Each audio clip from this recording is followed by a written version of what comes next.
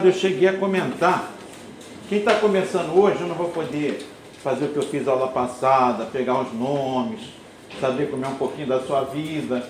Não vai dar, porque senão a gente nunca vai começar o curso, sempre vai ter aluno novo, e aí a gente atrasa muito. Então, quem está chegando hoje pela primeira vez, seja muito bem-vindo. Não sei se já foi meu aluno, se não foi, vai ter uma chance agora de me odiar ou gostar do meu trabalho. Então, sejam bem-vindos. Essa disciplina, então, a gente tem um programazinho, o Jonathan já colocou todas as informações no nosso QG de informações, lá no nosso grupo, né? Depois, quem tiver com dúvida, pede a ele acho que já passou as coordenadas. Ali vocês vão ter todo o material que a gente vai ler. Depois ali mais à frente vocês vão colocar também as datas das apresentações do sarau. Vou só dar a informação do sarau, porque quem não foi meu aluno não sabe o que é isso. O sarau é a nossa avaliação. No final do curso, vocês vão poder fazer um trabalho em grupo ou individual. Se for em grupo, eu pediria que não passasse de 4 ou no máximo 5, senão vira cabide de emprego, né? Então, bota meu nome aí, eu vou nessa. Não, vamos fazer uma coisa bem feita. Então, o que seria o sarau? Vocês vão escolher um tema, um autor. Hoje começam algum autor e os temas principais dele. O Gilbert de Rã é o grande papa do imaginário, é o ícone do grande fundador, sistematizador. Criou essa disciplina lá na Paris 8, na França e tal. A partir dele, então, esse estudo começou a se desenvolver. Bom, mas eu vou falar de outro, vou falar do Jung, do Freud, da Silveira, do Castoriadis, do Paulo Freire, uma infinidade de autores aqui. E os temas que eles trouxeram e como eles contribuíram para esses estudos e para a gente parar e pensar sobre isso. Porque a maioria das pessoas, se eu perguntasse aqui, o que é imaginário? Ninguém sabe o que é. Eu ia falar alguma coisinha por alto, mas ninguém sabe exatamente o que é. Qual a relação do imaginário com a imaginação? Então, esses temas todos vão aparecer aqui. Com certeza, algum deles vocês vão se tocar, vão gostar mais. E aí vocês fariam um sarau, seria a apresentação de um trabalho, mas assim, só o conteúdo que teria que ser uma coisa mais amarrada. Quer dizer, tudo que a gente falou aqui, mesmo assim é aberto. Você pode ter um autor que você goste, botar ele para dialogar com alguém que a gente conversou aqui, não tem problema nenhum. Por exemplo, a gente vai falar de alguns da psicanálise, da psicologia. Pode ser que você conheça algum outro que queira relacionar com esses, ou da filosofia, da sociologia. Bom, então, agora o trabalho, a única coisa que é obrigatória é que ele seja uma coisa que a gente tenha falado aqui, discutido aqui. Agora, o formato vocês vão fazer ele livremente. Quem já foi meu aluno sabe, pode fazer compor uma música, cantar, pode dançar o trabalho, pode pintar o trabalho, fazer quadrinhos, pode usar arte ou o que vocês quiserem, fazer um jogo. Se eu vou citar tudo que já apresentaram, tanta coisa linda que eu já vi, e as pessoas capricham, fazem a coisa com muito amor, muito carinho, e é um momento assim da gente estar dando uma espécie de demarcação de que uma avaliação não precisa ser só prova, ou ser só um trabalho dentro de uma formatação que na academia é exaustiva, tem que ser sempre naquela formatação. E vocês vão ver hoje, já na primeira aula, isso é um vício ocidental. Isso que a gente chama de normal, inclusive na academia, é uma deturpação. Porque a gente pode muito bem defender uma tese, ou apresentar uma ideia, ou fazer um descobrimento científico, sem precisar estar sempre amarrado por uma metodologia que não dialoga com nada. Ela é simplesmente um discurso racional. E essa disciplina vai fazer a gente repensar se só o discurso racional é o que vale. E por que a gente chegou a esse ponto que ele é o discurso privilegiado, inclusive na escola. Eu sempre brinco com meus alunos, mas não é brincadeira, é um fato real. Só para a gente começar a levantar uma questão aqui. Vocês fizeram provas a vida inteira, e eu também. Vocês vão me dizer agora, se vocês vão entender direitinho já o que é imaginário. Como é que começavam as provas de vocês? Qual a primeira pergunta que aparecia? Tem que são várias, mas apareceu. Que pergunta você se lembra? Analise, comente, descreva, compare, sistematize, efetue, calcule. O que mais? Me ajuda aí. O arme e efetue era clássico. Arme, efetue, na matemática e tal. Por que nunca ninguém pediu? Dance o trabalho. Cante. Expresse o que você quiser a partir da experiência que a gente teve aqui. Você concorda com o autor? Desenvolva o seu próprio pensamento, expressando o seu pensamento, e não se baseando numa cópia do modelo que tem que ser seguido e que o professor vai tentar garantir que você cumpra. Né? Então, vocês vão ver que esse imaginário nosso foi povoado por uma perspectiva, foi até o termo melhor, colonizado por uma perspectiva de uma administração da vida, do mundo, do estudo, sob bases racionais, conceituais. Tá bom? Então, só para a gente então, explicar o que seria esse trabalho, que vai ser uma maneira da gente fazer algo diferente. Talvez seja uma das poucas vezes que vocês vão ter uma liberdade para fazer um trabalho usando arte. Você pode fazer também um trabalho formal, tá? Não é obrigatório, senão eu estaria sendo ditador do outro lado. Você pode fazer um trabalho, eu só que nem um aluno no período passado, na turma de história lá, o Jonathan estava também. Um aluno chegou, professor, eu não me dou bem apresentando o trabalho. Tá bom. Só que ele também não ia à aula, né? Eu falei, não se dá bem não assistindo a aula, eu estou só marcando ele. Jonathan também, esse cara sumiu. Ele chegou para mim no primeiro dia, professor, tira a máscara, eu não estou ouvindo o senhor. Mas estava um momento ainda difícil, né, da pandemia. Eu falei, não posso tirar ainda. Então traz o microfone, mas ele continuou não vindo. A gente comprou o microfone e aí ele continuou não vindo. Aí quando foi chegando no final, ele falou, professor, aí começou a vir e ele falou, professor, isso não leva mal, é porque eu me incomodo desse tipo de trabalho, eu gosto de fazer um trabalho mais formal. Eu mando para o senhor por e-mail. Eu falei, não, você está querendo me impor uma coisa que eu estou criticando. O trabalho não é para mim, entendeu? Quase que eu falei, eu não quero o teu trabalho escrito, não vai alterar nada na minha vida. Eu quero que altere para você e para os outros. Eu falei que isso aqui é uma comunidade de aprendizagem. Você pode fazer um trabalho escrito? Pode. Mas não é para mandar para mim. Vai lá na frente, como todos os outros, para falar, eu fiz um trabalho escrito sobre tal autor. Por isso, isso, isso e aquilo. Pronto. Agora não, ele queria comodamente mandar um trabalho pela internet, não vinha à aula, quer dizer, então, ele está querendo impor um modelo que interessa para ele. E o nosso objetivo é esse, que a gente faça um sarau, que todo mundo aproveite, todo mundo, por exemplo, vocês vão ter acesso aos trabalhos dos colegas, não só no dia, como se quiserem procurar depois, tá bom? Bom, era só isso, vamos começar então, falando um pouquinho do Gilbert de Rã. O Gilbert de Rã, eu estou sem a data precisa aqui, vou pedir ao Jonathan para buscar para mim, está assim, vem aqui, ó. Não. Ele morreu no século XXI agora, tá? E ele foi um grande sistematizador dos estudos do imaginário. Vamos lá, só assim retomar uma coisa que eu falei, quero que agora tem mais gente. Quando fala imaginário, o que vocês pensam, gente? O imaginário, o que é isso? O imaginário do Rio de Janeiro, o imaginário da UFRJ, o que é isso?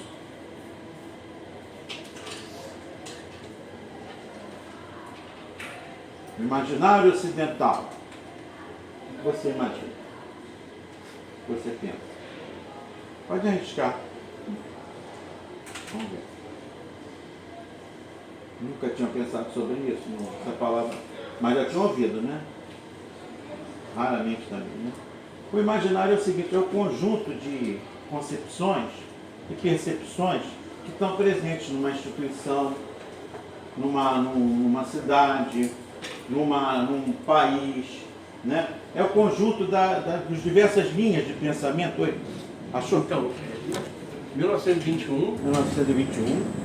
que acho que era o ponto que eu só lembrava, e ele em 2012 partiu. 2012 ele partiu. Então, pronto. Então, o imaginário ocidental, por exemplo, o que é isso? É um conjunto de representações, pensamentos. Uma corrente religiosa está dentro do imaginário? Tá? Você poderia, atualmente, você tem a gente pode chamar que o Brasil tem um grande contingente de protestantes. E esses protestantes vivem de alguma maneira, eles pensam alguma coisa. E detalhe, não é um imaginário único, tem várias facetas desse imaginário. Então você poderia dizer, há um imaginário protestante, por exemplo, inclusive nesse momento eleitoral, né? E alguns desses grupos dentro do protestantismo, eles aderiram a uma determinada candidatura, porque responde ao pensamento, à convicção daquele grupo religioso. E o outro está apostando mais num outro candidato que tem uma outra concepção de protestantismo. Então, tudo isso é o quê? São produtos do pensamento humano, da religião, da tradição, que fazem com que você tenha uma visão de mundo. É o conjunto das visões de mundo, em contraste, em conflito, não é uma coisa única. Tá? Então você tem um imaginário protestante, um imaginário cristão. Dentro desse imaginário cristão, você tem uma série de preceitos que fazem com que as pessoas tenham uma ética, tenham um comportamento. Isso dirige a vida das pessoas. Quando você tem um outro grupo que contesta aquilo, ele pertence a uma outra maneira de pensar, a uma outra representação da sociedade. Porque, eu não sei se vocês se lembram, quem fez aqui filosofia comigo, o ser humano, nós somos precários. Tá? A gente vive, o racionalismo vive mostrando para a gente que tudo tem uma base, tudo tem uma certeza. Só que é o seguinte, se a gente analisar filosoficamente na última instância, não existe o real. Tá? Não sei se vocês já pararam para pensar isso. O real, a gente usa até essa expressão, olha só como é que está presente no nosso imaginário. Se uma pessoa começa a imaginar coisas assim, mirabolantes, aí você fala, pô, acorda, viajou, cai na real. O que é isso? Quer dizer, há uma representação do mundo que a gente considera real. Mas se você analisar bem, tudo que está à nossa volta não foi criado por nós. Mesmo um objeto que foi inventado pelo homem, ele não estava aí, ele foi criado pelo homem. E a gente deu um nome. O nome, como é que a gente sabe que o nome tem a ver com aquela coisa? A primeira pessoa que deu o nome de cachorro, ou deu o nome de gato, ou deu um nome para uma árvore. Sabe o que aconteceu ali? Foi uma pessoa que olhou para uma coisa, imagina as primeiras comunidades humanas. Você, aquele grupo que está ainda gaguejando, houve um momento assim, sabe, gente? É impressionante, eu acho que foi o momento mais assim, crítico da humanidade. Houve um momento em que as pessoas estavam começando a falar, parar para entender o que estava acontecendo. Uma coisa é você viver praticamente comendo, se defendendo, brigando, reproduzindo. O homem estava muito próximo ainda de outras espécies. Mas a gente começou a separar exatamente quando a gente começou a dar nome às coisas e organizar o mundo à nossa volta. E por exemplo, né, nesse momento, o que ajudou a gente a se tornar cada vez mais essa espécie mais definida, mas embora ainda em movimento, foi, por exemplo, o mito. O mito que, por exemplo, vocês vão ver comigo aqui, foi tão criticado no imaginário científico, como o mito como uma coisa de tribos indígenas, como uma coisa de sociedades passadas arcaicas. O mito já não tem mais significado nenhum, só que o mito, ele teve vital importância para a gente até continuar sobrevivendo. Vocês já pararam para pensar no que foi o primeiro momento que o homem se deparou com a morte e que teve consciência daquilo? Como é que deve ter sido? Houve um momento, eu não sei quando, tá, gente? Acho que ninguém sabe. Que houve um primeiro grupo humano que falou, o que houve? O que houve aqui? Porque o animal, morre um animal, ele morreu, ele cheira, fica de perto um pouquinho e sai fora. Não tem luto, não tem nada. Mas o ser humano, no primeiro momento, que ele se desgarrou começou a se desgarrar dos outros animais, e ele vai ter que nomear aquilo. Porque aquilo é enlouquecedor. Então, eu não sei quando foi, mas alguém, por exemplo, morreu e uma pessoa que estava em volta, o que houve? Ele falou, o que houve? Acorda, acorda. E aquela pessoa está ali dura, esfriando o corpo. Passaram-se horas, eles estão ali tentando entender. Era uma pessoa que era parente de alguém, querida pelo grupo. E aí eles começam a estapear, ele joga água, não acontece nada. E vem, começa a chegar um urubu, bichos querendo comer o corpo dele, e ele já começa a feder. O que eles vão fazer? É enlouquecedor isso. Aí aparece alguém e inventa uma coisa para explicar. Essa invenção talvez tenha sido a mais genial. É chato que a gente não sabe quando foi, mas deve ter, foi a mais genial. Por quê? Ela deu um sentido. Foi alguém que chegou e falou, gente, calma, tá? Calma, o que aconteceu aqui, a gente pode tentar explicar. Ó, ele está parecendo com o quê? Ele está fazendo o quê? Parece que ele está dormindo. Então, ele está dormindo. Só que ele está dormindo agora para sempre. É o sono eterno. Ele não vai acordar mais. A gente já não viu bicho assim, já não viu outras pessoas que a gente também de longe morreram. Esse foi o primeiro que não usou a palavra morrer. Ele está dormindo para sempre. E aí olha que genial, né? Que ele vai fazer. Ó, e tem uma outra coisa. Eu, depois que aconteceu isso com ele, eu olhei para o céu e olha lá, aquela estrela lá não existia. Ela apareceu quando ele acabou aqui. Então ela agora está lá. Ela não tá mais, ele está lá, não está mais aqui. Viram? Olha lá aquela estrela. Ela estava lá, mostra a pessoa.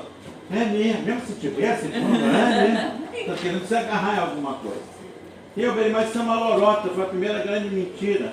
Não, foi a primeira grande produção de sentido. Produziu sentido para as pessoas continuarem suportando.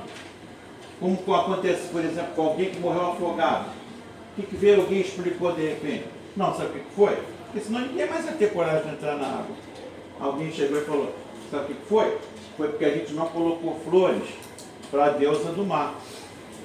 Então a gente agora colocando as flores, a gente sabe que a gente não vai morrer lá no mar. Então, o mito é uma expressão, por exemplo, de demonstração que o homem é um ser que constrói redes simbólicas de explicação da realidade. Tá? O mito é uma, por exemplo, a religião é outra. Tá? E o mito, o que ele faz? Ele começa a produzir uma base de representação para a vida. A tua vida passa a ser organizada em função do mito.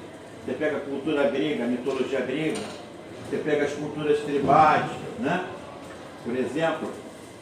E aí você vê, quando entra a religião seria uma outra maneira de você produzir uma representação no grupo.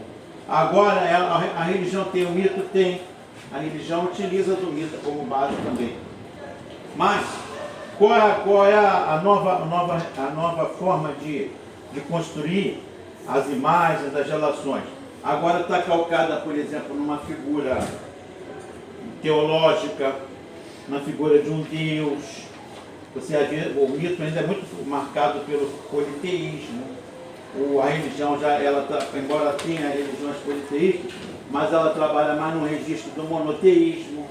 Você vê o judaísmo, o cristianismo, o islamismo, são religiões monoteístas.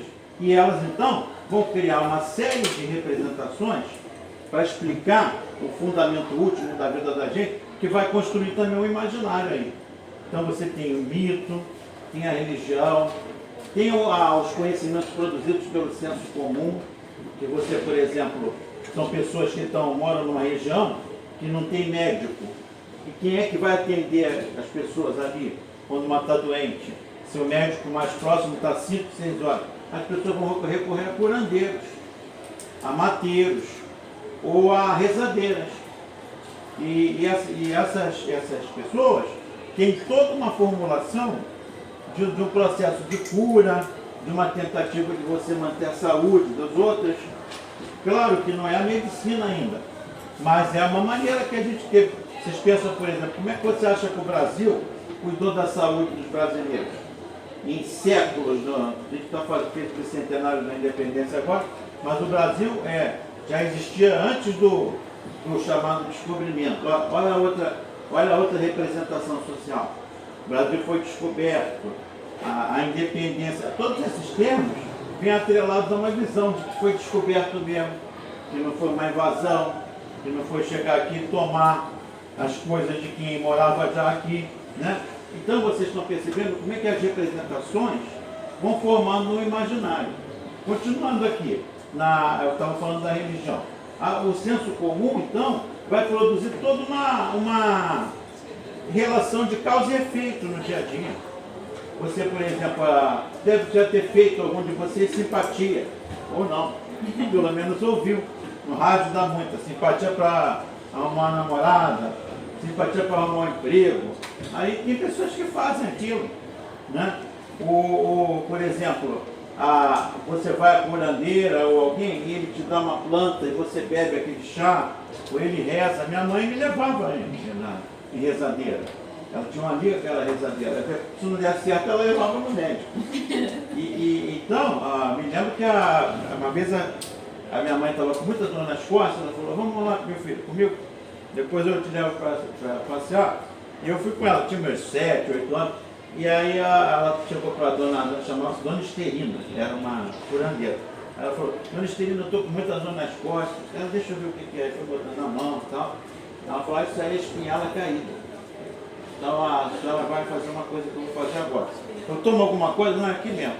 A senhora pega o meu braço, ela pegou o braço da minha mãe, enganchou, caiu de costas uma para outra. Eu vou levantar a senhora, quando a senhora descer, a senhora me levanta.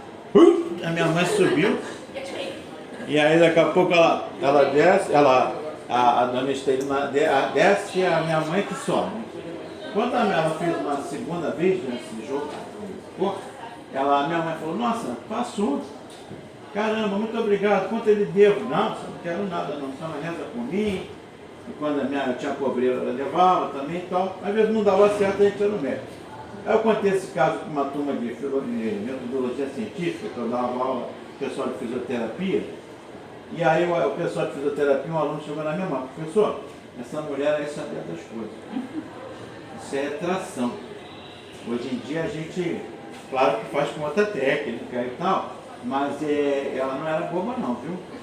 Então, você conhecia essa técnica? Você é da área de saúde? Não, mas a minha mãe tinha muita dor nas costas. Mas foi rezadeira não, né? Foi fisioterapia também. Mas então, gente, é um outro discurso também. É o imaginário, por exemplo, esse imaginário aqui, por exemplo, é que está presente na roça, na periferia. Então você repara como o imaginário é uma grande amálgama, uma coxa de retalhos em que as pessoas convivem e trocam. E há um imaginário predominante, a gente vai ver qual é, né? Mas existem outros, convivem. Por exemplo, aí o outro, agora que vem a coisa mais pesada, o imaginário científico. E aí ele toma conta. O imaginário científico, a gente já vai analisar isso, ele veio para se tornar hegemônico. A nossa escola, por exemplo, ela é muito calcada na questão do científico. Né? É verdade que vocês, por exemplo, não estudam uma série de coisas. Por que não tem muito poucas aulas de arte aqui? Por que na vida da gente não teve aula de culinária? Por que a gente não teve aula de acupuntura? Por que a gente não teve aula de cultura africana, cultura chinesa? Por que é sempre a mesma história? Por que a gente teve aula com um mapa com a Europa como centro? A gente podia ter um mapa diferente. E não teve. Por que a gente, determinado país, praticamente dita uma moda, eu sei que vai ficar barulho, mas eu peço desculpa a você para a gente aguentar um pouquinho, daqui a pouco eles entram. Então, tomara que o professor chegue, né? Então, só que a ciência veio e ela, na escola, nas instituições, ela praticamente dominou. E o nosso discurso é muito calcado por isso. Não sei se vocês já viram alguém falar desmerecer outro. Não, mas isso não está cientificamente comprovado. Já devem ter ouvido isso. Aí desmerece o outro que, às vezes, criou está defendendo uma teoria. Poderia ser ouvido, né? Mas não é, foi aquilo. Na psicologia tem muito uma rixa entre linhas, né? E dos grandes argumentos é a base em evidências. Assim, a evidência é essa evidência do método científico. Lembrei disso. Verdade. Na psicologia, a gente vai ver alguns autores aqui, por exemplo, a gente vai ver só os que fugiram disso, né? Então você vai ver que o Freud. Quer tomar um café? Não, meu? Mas o Freud é o primeiro, né, psicólogo, psicoterapeuta, na verdade psicanalista, a dar voz ao sonho. O sonho ninguém sabe, sonho é sonho. Deixa eu pra lá, quem cuidava do sonho era a pessoa que mexia com magia, né? O Freud vai dar vez às expressões, por exemplo, que a gente fala sem ter a razão, sem racionalizar. O ato falho é o quê? É quando você fala uma coisa que você aparentemente não queria, mas falou, né? Falou. Então, chama o teu namorado pelo nome de uma outra pessoa. Você tem que desconfiar. Tem que falar que eu vou estar com o Freud. Ô Benzinho, ô Felipe, pô, mas eu sou João, por que isso? Não, pensei num parente antigo que morreu, não sei, você dá uma desculpa. Então, essas coisas que o Jung vai trabalhar.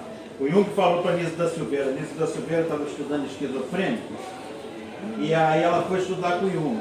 Ela falou, eu não consigo entender a lógica do esquizofrênico. Aí eu, mas o esquizofrênico não tem lógica. Mas como é que eu vou entender? Eu tentar entender. Você não tem que entender. Você quer saber o que você tem que fazer? Compra tudo que é livro de mitologia, estuda o máximo de mitos que você puder.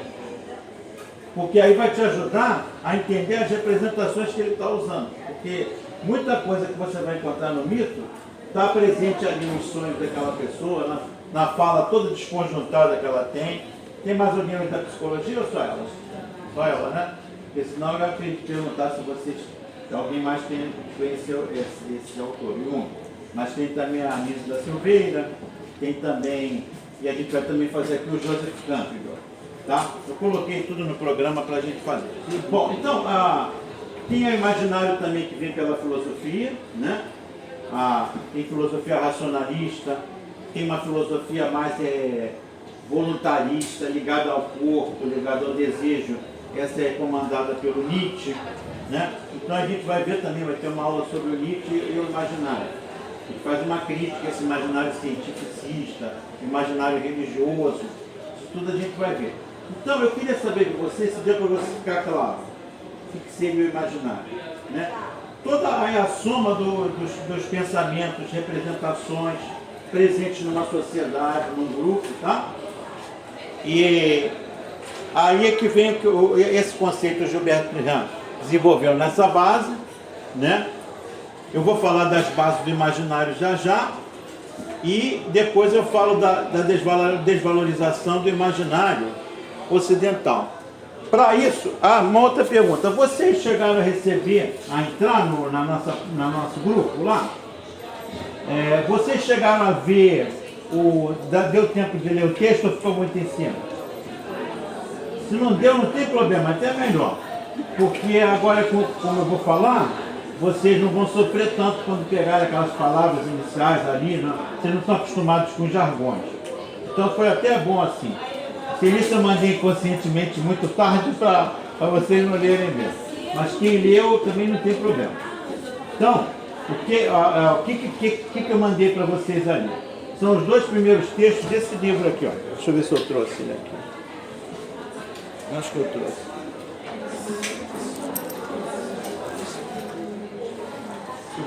Que o Jonathan mandou para vocês. Tem. Vou passar para vocês darem uma olhadinha. É a introdução e o capítulo 1. É a introdução e o capítulo 1, tá? Vou passar para vocês darem uma olhada. Tá? É do Gilberto Renan, exatamente para a gente fazer essa introdução aqui. Vocês vão verificar o quê? O Gilbert de Han, nesse texto, vai exatamente mapear o que é, o que foi e o que predomina no imaginário ocidental. Tá? Vocês vão chegar à conclusão, junto comigo, que ele percebe que a tendência principal do imaginário ocidental, tá? E que também influencia o oriental, é a perspectiva da razão e da ciência. Tá? Razão e cientificismo. Né? Já de cara, a gente percebe como vocês, por exemplo, foram formados assim. Vou fazer essa pergunta para vocês agora. Quais foram as disciplinas que vocês tiveram mais tempo de aula? Na vida inteira, antes de chegar aqui. Matemática, vocês devem ter tido, assim, por ano, umas 4 aulas de matemática ou mais. Dependendo da... Tinha matemática 1, 2, álgebra, geometria, cálculo. Era coisa assim, chegando no segundo ano do ensino médio, devia ser umas 5 tempos. Estou exagerando? Ou era por aí? Física, mesma coisa. Química, às vezes tinha química orgânica e a inorgânica. Repara só, isso aí já compôs 60% a 70% do que você estudou. Aí vinha história, né? E vinha língua portuguesa. A história resistia bravamente ali como um pensamento não científico.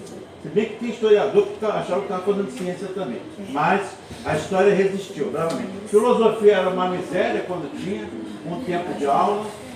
Artes, acho que nem tiveram. Artes tiveram também uma mixaria. Né? E... Aí, o que mais? Agora, educação física, né? Mas a educação física, o que acontece? Se eu dou aula para o professor de educação física, ele fala, professor, agora está mudando. Mas até alguns anos atrás, o professor dava aula, nós aprendíamos a dar aula, mas dando ginástica. Ou então correndo, ou quando a escola era muito sem recurso, dava uma bola para eles ficarem jogando, aí a menina queimado, o menino jogava uma outra coisa, só para passar o tempo. Quer dizer, não era levado a sério a questão do que... E os saberes que podem ser trazidos pelo corpo? Essa escola cagou para o corpo. Tá? A escola se lixou para o corpo. A história da educação, do imaginário educacional, é a história de você desprezar o corpo. Porque você... Fala, querido. Não, isso me lembrou que assim, eu lembro de uma vez no meu estágio, eu faço estágio de pesquisa e teve um momento de dar campo, eu fui para algumas escolas e tal, e um momento específico eu lembrei até de momentos que eu não lembrava assim, no meu tempo de escola, quando não tinha aula de educação física na quadra, que às vezes eu ficava na sala fazendo um trabalhinho qualquer, só para poder matar aquele tempo, ou seja, cada vez mais aprisionando o corpo, assim, nesse caso da escola era porque a quadra estava ruim, botavam as crianças na sala, tinha... Ou em ano de Olimpíada, fazer um trabalho sobre Olimpíada, sobre Copa do Mundo, assim, era uma aula tão importante para você, por exemplo, trabalhar jogos, brincadeiras, né? A arte, como eu falei, também era um momento importante para você trabalhar com a artesania, com a mão, com a invenção, com a criação.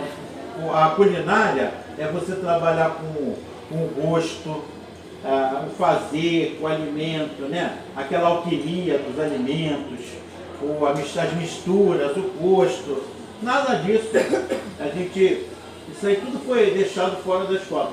É um imaginário técnico, cientificista, racional. A gente vai exatamente mostrar isso, por que isso aconteceu. Então há uma predominância desse imaginário, né? Então, e aí o Gilbert de Han vai dizer que o imaginário foi desvalorizado, especialmente esse imaginário que não era cientificista. Tudo que não é científico, tudo que não é racional, ele foi considerado menor, tá? Foi considerado algo que é para ser desprezado, tá?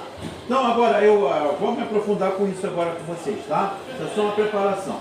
Agora ele, logo no primeiro capítulo, é isso aqui, ó. O primeiro capítulo, na verdade, se resume é isso aqui, ó. O Gilbert de Han vai dizer, olha, tem duas categorias fundamentais para a gente estudar imaginário. Tá? Dois conceitos fundamentais. O primeiro é o de signo e o outro é o de símbolo. Tá? O que é o signo? Porque, por exemplo, a gente tem uma série de coisas que se apresentam para a gente, né? No cotidiano, e a ciência, a religião, a arte, a filosofia, o senso comum, trabalham com signos e símbolos. Agora, qual é a diferença do signo para o símbolo? Tá? Esse que eu queria explorar com vocês. E eu vou seguir ponto a ponto, eu peguei do texto, tá? Nós vamos analisar ponto a ponto. Eu vou colocando no quadro as características para vocês. Primeira coisa, o símbolo é tudo aquilo que diz respeito a coisas que a gente pensa e fala e conceitua, que está calcado numa espécie de nebulosidade, numa espécie de figuração que não é assim um retrato da coisa. Como o próprio nome diz, é algo simbólico. Vamos dar um exemplo para vocês. Uma cruz, tá? Uma cruz, ela pode ser, se você estiver numa igreja, um símbolo do cristianismo. Uma cruz, se você vê de cima no mapa, é uma encruzilhada. Uma cruz de cabeça para baixo, é um grupo heavy metal satânico. Então, dependendo do que, da maneira que você olhar, o símbolo, ele guarda uma, vamos chamar assim, uma nebulosidade. O símbolo, ele não se revela totalmente. Tá? Quando eu falar agora do signo, vai ficar claro para vocês. O signo é algo que você fala ou expressa ou cria, e ele, na verdade, quer dizer exatamente aquilo que ele está se propondo. Por exemplo, sinal verde. Você discute? Não, acho que eu vou passar com o carro aqui. O sinal verde está para o carro, mas eu vou passar porque o motorista pode ficar na dúvida. Então eu vou passar, ele vai me respeitar. Não, sinal verde o carro vai vir mesmo. E se está vermelho para você, você sabe muito bem o que você tem que fazer. Se você vai comer um produto, vai comer não, vamos supor que você pega distraidamente uma coisa na caixa, você está pensando que é para comer, aí você olha, aí de repente a comida que é para estragada, alguma coisa, depois de tanto tempo, aí bota não coma isso aqui, aí bota quê? Uma caveira. Quer dizer, aquilo é veneno, tá? Não coma aquilo. Isso é que fica claro. A matemática, 2 mais 2, 4. Tá? Não tem como mudar isso. Agora, o símbolo é você usar uma imagem que por exemplo, guarde uma espécie assim de múltipla interpretação. Está me faltando essa palavra. Tá? Então, eu vou agora mostrar as características do símbolo e do signo. Vou falar de cada um comparando, tá bom? Depois eu explico como é que isso se dá no imaginário. O símbolo vamos começar pelo signo. O signo é arbitrário. É isso, acabou. Uma prova, por exemplo, uma prova que você tem certo ou errado, tem gabarito, é uma prova que está calcada no signo. Tá? Porque não tem dúvida. Acertou aquilo é 1 ponto, errou é 0. Então, o significado do signo o signo é arbitrário. E o símbolo é não arbitrário. O símbolo é você, por exemplo, receber uma imagem e uma pessoa te perguntar: o que você acha, o que você está vendo aqui? Vamos supor uma prova, estou dando exemplo, uma prova calcada numa perspectiva do signo, o professor já tem um gabarito pronto. Oi, professor Remo. Oi, querida, tudo bom? Tudo bem, tudo bem? Agora, uma prova que ele dá para você uma imagem e pede para você dar a sua opinião, ele está deixando para você uma reserva de interpretação. Reuben, então o símbolo, ele é passível de uma interpretação? Tá? Por exemplo, o signo é demarcado, né? Tá bem demarcado, é isso, os contornos dele são esses, saiu disso aqui, não pode ser mais isso, né? Já o símbolo é móvel, o símbolo é móvel, o signo é demarcado, quer dizer, o símbolo, ele pode mudar, Você pode ter um determinado símbolo, por exemplo, a gente falou aqui o exemplo da cruz, né? A cruz é um exemplo do cristianismo e tal. Mas aí, de repente, apareceram grupos musicais, ou mesmo antes, grupos satânicos, que queriam usar a figura da cruz de cabeça para baixo. Então, por que eles fizeram isso? Porque o símbolo é móvel, ele pode ser modificado, tá? Já o signo não, tá? O signo tem uma equivalência indicativa, tá? Ele sempre que você falar sobre ele, você tem que, por exemplo, 2 mais 2 igual a 4.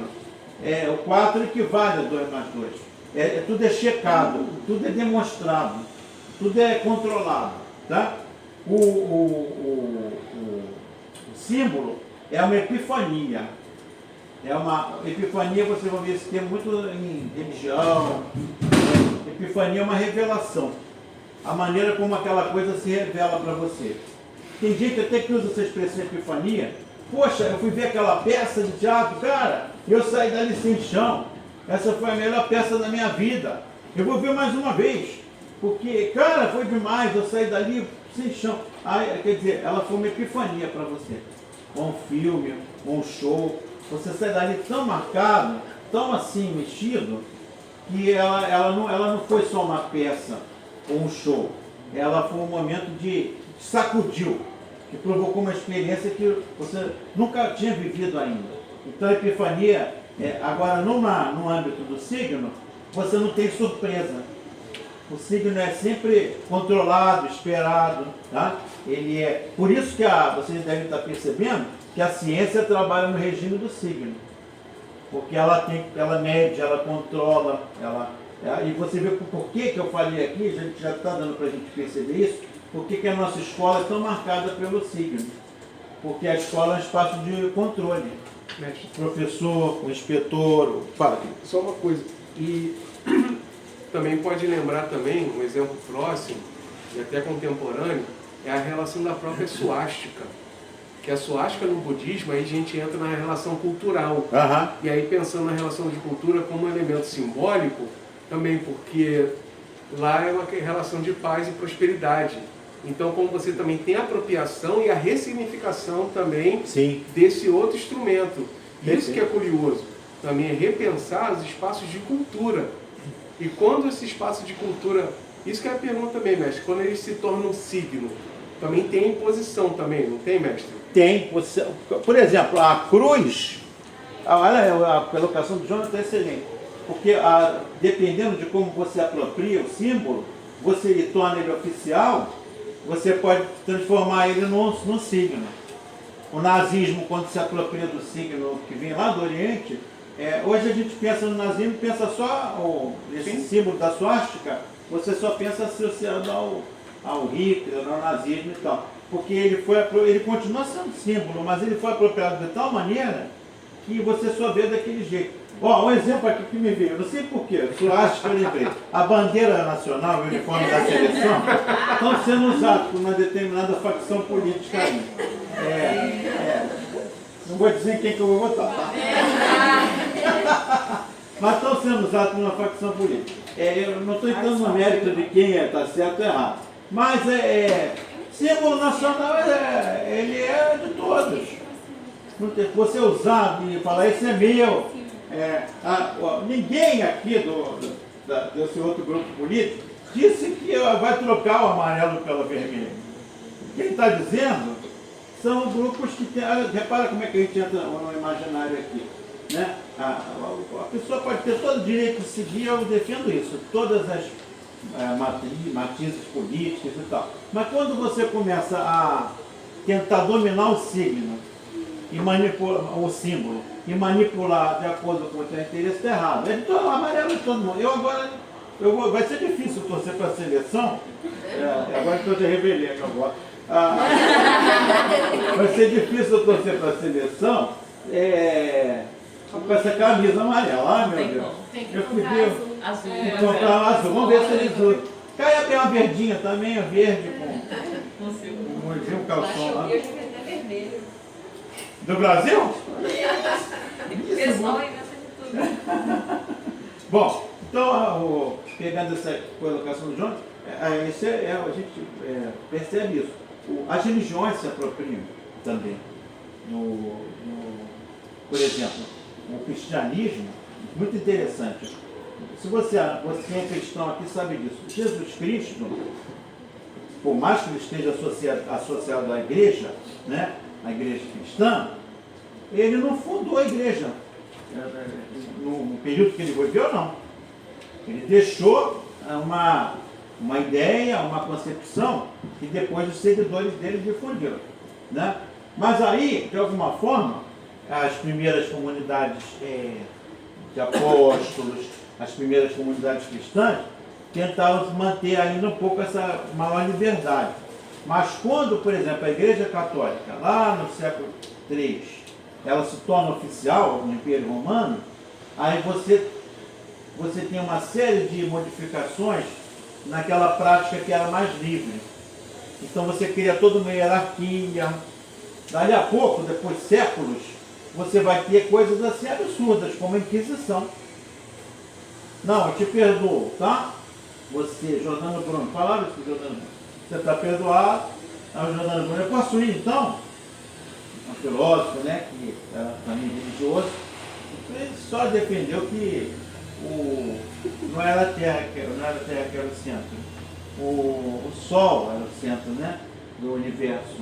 Errou também, mas estava só propondo uma coisa diferente. Também teve algumas questões filosóficas que ele coloca e que questionava valores da igreja tradicional. Aí ele falou, então eu posso ir? Vocês disseram que eu estou liberado? Eu falei, não, está liberado a tua alma. O teu corpo vai ser queimado. Sai, mandaram queimar ele. Então você vê, você consegue imaginar, alguém aqui consegue imaginar Cristo mandando queimar alguém? Eu não consigo. Mas aí a instituição tomou posse dos símbolos. Isso aí. E você vê como Cristo ele trabalhava muito no regime de símbolos, né? A última ceia, né? Ele faz questão de mostrar tudo que muita coisa do que ele deixou é marcada por essa expressão ritual, né? De você vivenciar aquilo como uma coisa que lembre, que favoreça a memória do que está sendo vivido, né? E aí depois você vê uma própria instituição que muda tudo, né? E que parte da ideia inicial dele. Protestantismo também. Todas as religiões acabam, se você pega o fundador, quando você vai ver a sequência, acaba muitas vezes se tornando o oposto do que ele propôs. Mestre, só para complementar, esse símbolo se chama manji, é um símbolo que existe há mais de 7.000 anos. E é muito curioso quando você pega uma apropriação histórica, cultural, que já tem mais de 7.000 anos, em apenas, se pegar 50 anos, 55 anos, eles conseguiram ressignificar a tal ponto que quando teve na Copa de 2020, no templo estava o símbolo. Porque o símbolo nazista tem uma inclinação, o outro não. Então o pessoal já associou. E aí tem um comentário que eu fui até pesquisar aqui que eu achei curioso, falando assim, como é absurdo. Não, vou até ler aqui, porque tem mais sentido aqui. E você vai até gostar, mas só inverte só um sentido aqui. Cadê? Rapidinho. Aqui, ó. Um usuário, né, que estava lá, né, disse, é triste alguém confundir o manji com um símbolo nazista, porque o budismo tem uma longa história com este símbolo. E aqui oponho-me fortemente a mudar nossos mapas por alguns estrangeiros ignorantes e extremamente estúpidos. E aí uma outra internauta falando lá do país, e aí tem um outro dado curioso que é o que eu falei para vocês do símbolo. Aí, mestre, olha aqui, O símbolo referente ao templo budista é conhecido no país como Mandi. E é um símbolo sânscrito, milenar, que significa boa sorte e bem-estar. Segundo a proposta, ele seria substituído por um pagode, né? Uma espécie de torre, que aí foi que eles foram a solução para não ter tantos problemas em torno. E aí, mestre, olha como é que é esse fator, né, de mudança e de apropriação também de um signo que passa pelo momento de símbolo e retorna a signo com um outro proprietário. Sim. Não, e é o que é assustador nesse processo de transformações. E o senhor falou uma coisa legal.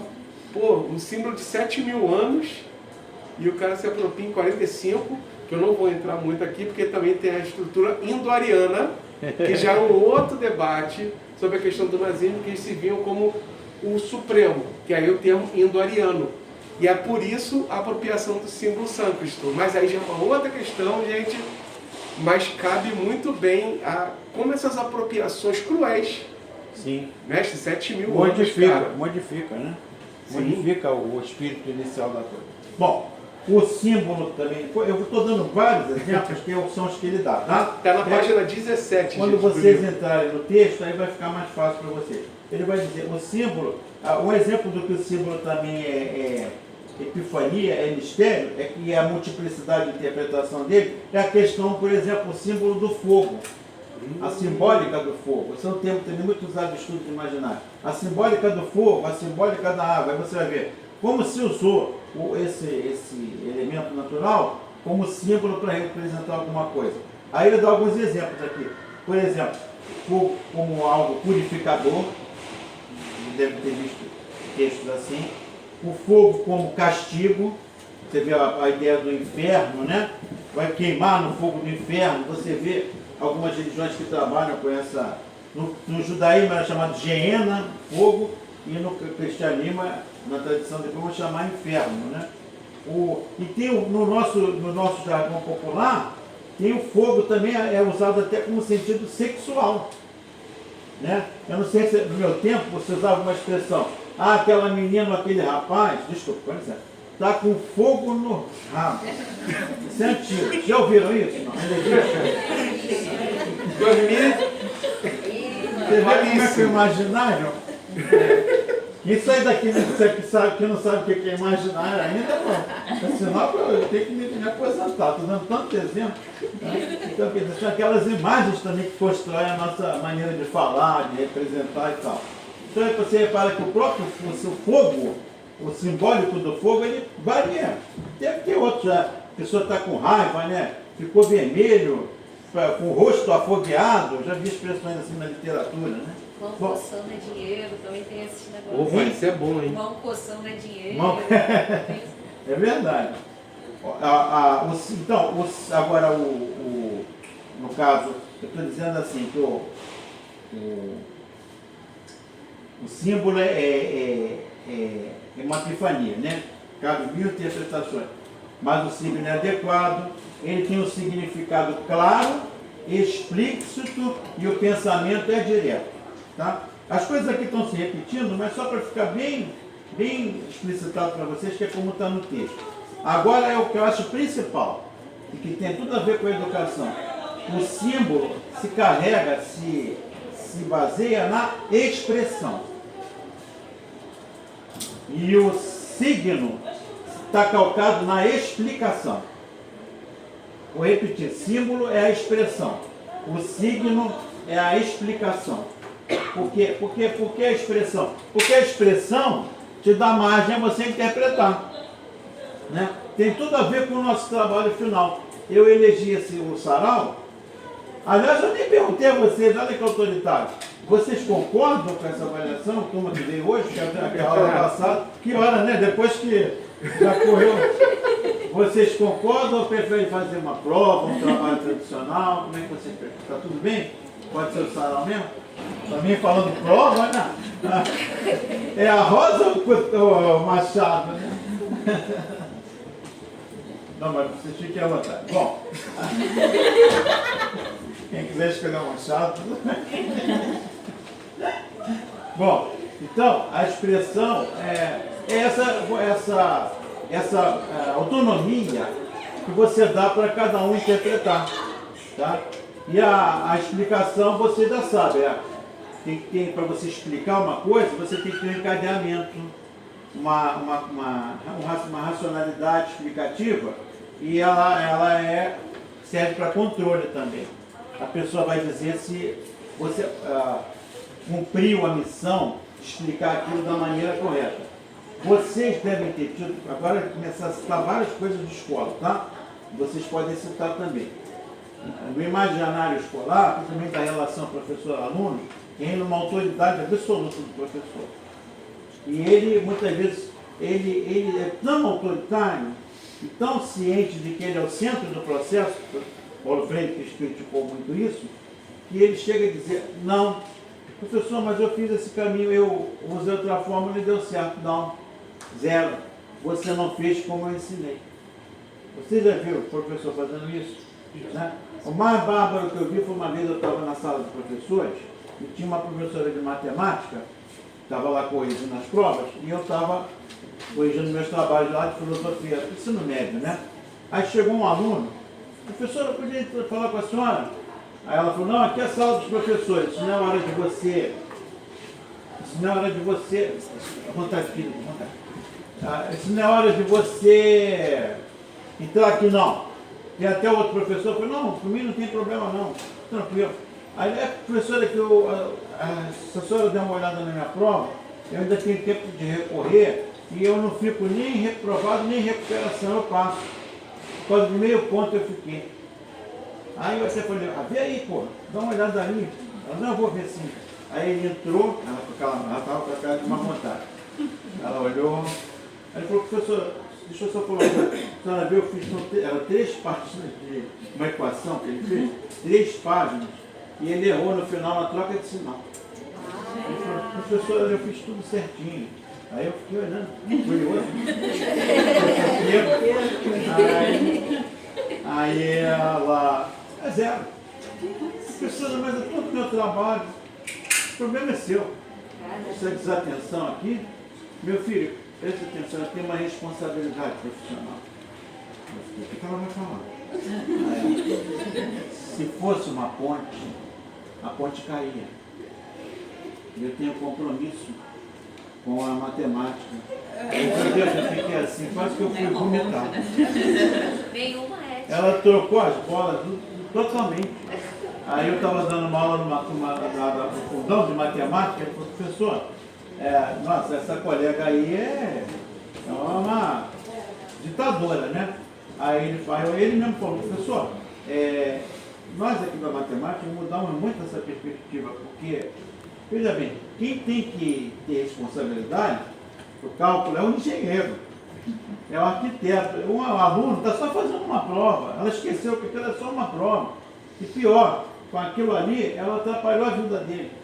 Já não vai ter as férias, não vai sair com os pais, e ele é merecedor de uma coisa mais humana. Não, toma aqui, eu vou te dar esse meio ponto. Qual o problema? Né? Porque o Rubem Alves dizia uma coisa que eu acho muito interessante. Isso tem muito a ver com esse imaginário assim, intolerante, prepotente do magistério, muitas vezes. É que, por exemplo, o Rubem Alves vai dizer, o professor, ele reprova e ele não percebe que uma reprovação, às vezes, ela só vai fazer mal. Porque, por exemplo, esse menino, ele ficou por meio ponto. E naquela época, isso tem muitos anos, a pessoa repetia a série todinha.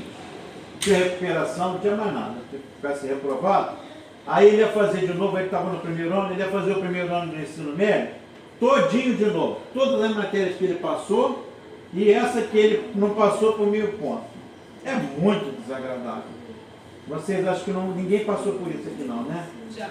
Já passaram? Não é muito chato? Eu repeti a alfabetização. Olha aí. Aí você fica... você vê, olha que é isso, alfabetização. Aí você vê como, o que acontece? Não sei se você sentiu isso. A tua turminha, que você já tinha criado um ambiente, agora está lá numa outra sala. Aí você volta e está com aquela pirralhada. É tão triste. Eu encontrei um amigo meu, do ginásio, eu não via ele há séculos, uns 5 anos atrás. E ele estava no hospital médico. Eu fui lá visitar uma grande amiga que tinha feito cirurgia. Aí eu falei, vou parar na cantina que eu estou cheio de fome. Aí fui comer uma coisinha na cantina, está aquele médico, assim, com o meu coroa, me olhando. Aí eu olhei para ele, aí eu lembrei do nome dele, Humberto. Aí ele, Reuter.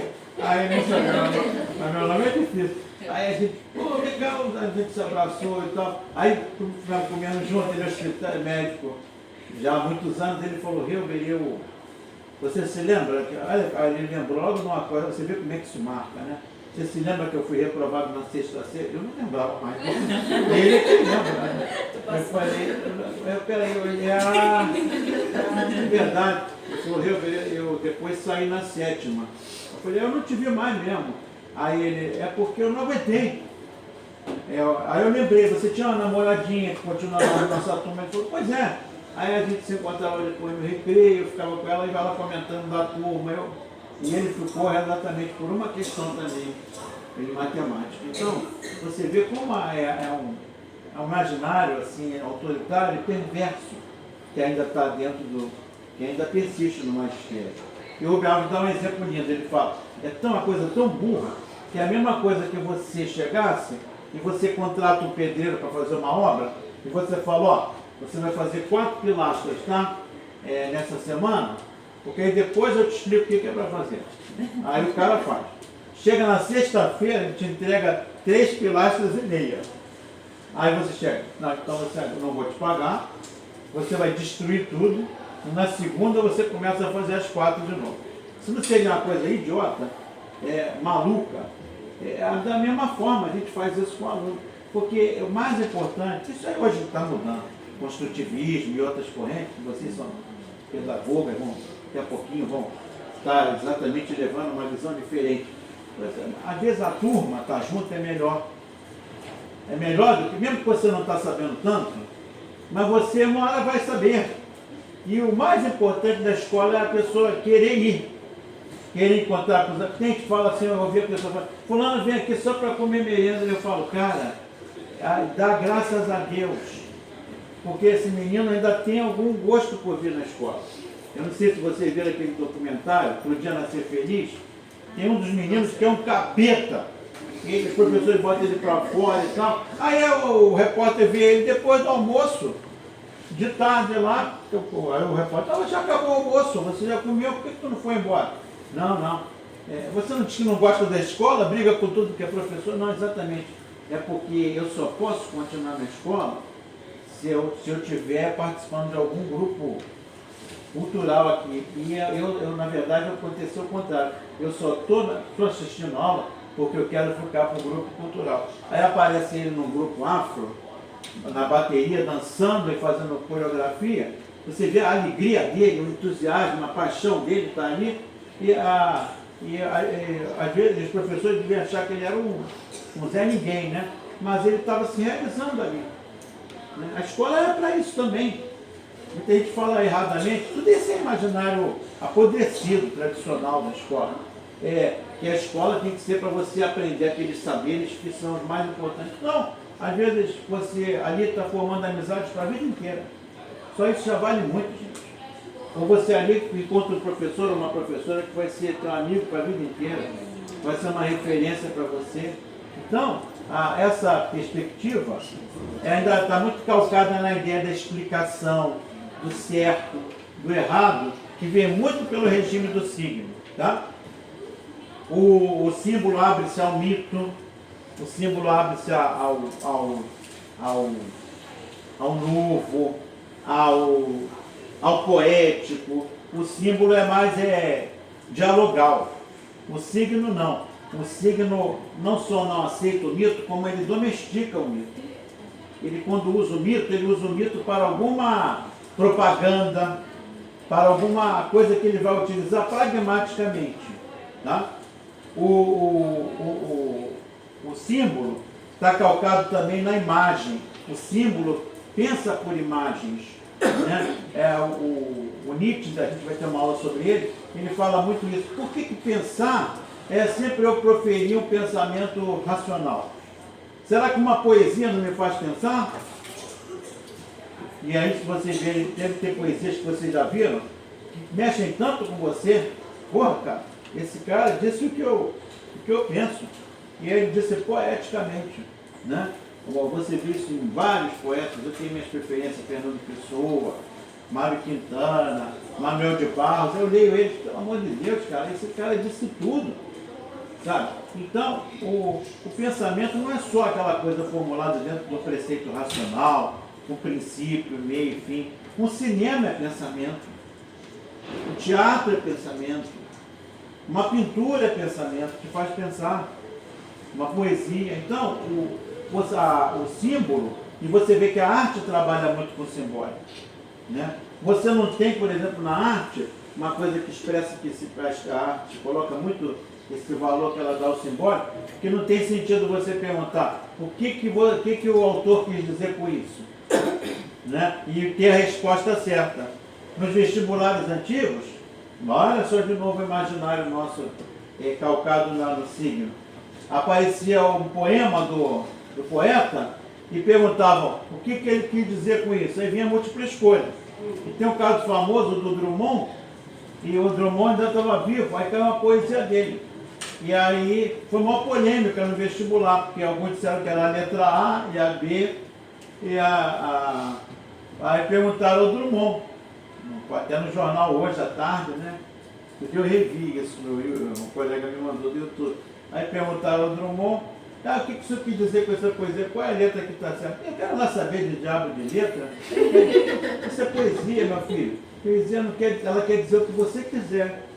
Quando eu escrevo a poesia, eu não sou mais dono dela. Os donos dela são os teus olhos, são os teus sentimentos. Até para responder, ele respondeu poeticamente. Então, você vê como ele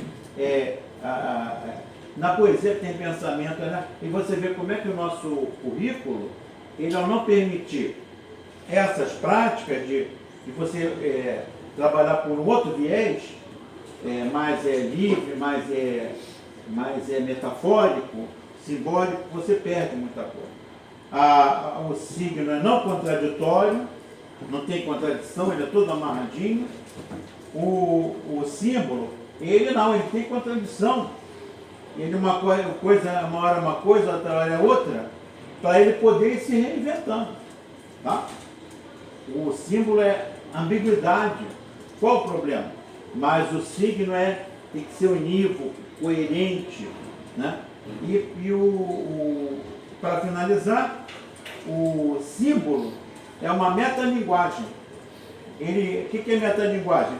Ele fala de uma maneira diferente de uma coisa que você está vendo e ele vai modificando. A metalinguagem, você nunca chega a uma linguagem final. Você está sempre reformulando a maneira de falar daquilo. E no signo não, é uma fórmula. E aí, para fechar, o símbolo é semântico. Semântica é você estudar qual é o sentido daquilo. E o sentido muda. E o signo é semiótico. Quer dizer, tem uma maneira que você estudar como se fala de maneira adequada para expressar aquele pensamento. Tá? Então, isso tudo que eu coloquei foi só para ajudar vocês a abrir o caminho para vocês depois lerem esse texto. Deixa eu ver se ainda tem um tempinho aqui. Uhum. Tem. Então, vamos falar agora, para a segunda parte da nossa aula, que é a parte mais importante do Gilbert de Ramos. Então, isso aqui foi o que eu fiz para dar o signo e o símbolo são assim, o feijão com arroz dos estudos de imaginário, tá? Porque todos os autores que a gente vai citar aqui entraram nessa polêmica que o de Ramos detectou muito bem. Que polêmica é essa, Helmer? Exatamente isso aqui, ó. A desvalorização do imaginário e o iconoclasmo ocidental. O que é iconoclasmo? Iconoclasmo é você desprezar, perseguir. Iconoclasmo é quebrar. Você quebrar tudo que for exatamente desse regime do simbólico. E você valorizar o discurso calcado no signo. Essa é a tese do Gilbert de Ramos, que vai ser abraçada por todos os outros pensadores que a gente vai trabalhar aqui. Então, como é que se deu esse iconoclasmo? Vou mapear com vocês aqui, tá? Vocês depois lendo o texto, a segunda parte vai aparecer. Bom,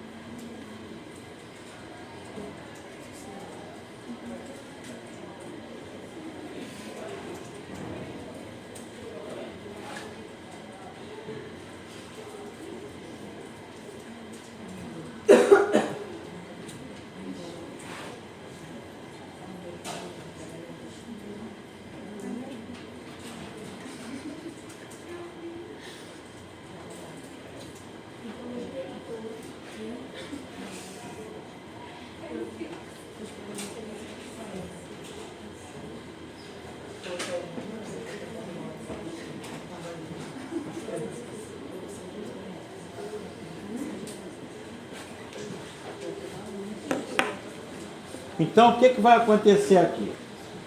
Quem fez filosofia comigo? Quem é que fez filosofia aqui comigo? Vamos ver quantos tem. Tem uma parte boa aqui. Os outros não fizeram não. Só fizeram com quem? Com o André, né? André. Bernardo, o queridíssimo.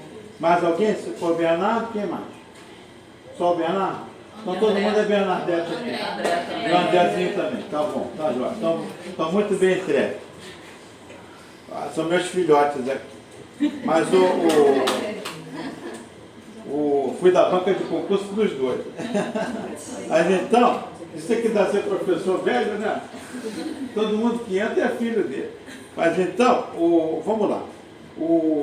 Quem fez filosofia comigo, eu trabalhei isso. Peço desculpa se eu vou repetir um pouquinho para vocês, mas a maioria não viu. No Ocidente, então, gente, esse conflito do símbolo e do signo vai aparecer aqui. E ele tem também um terceiro elemento, que é o corpo.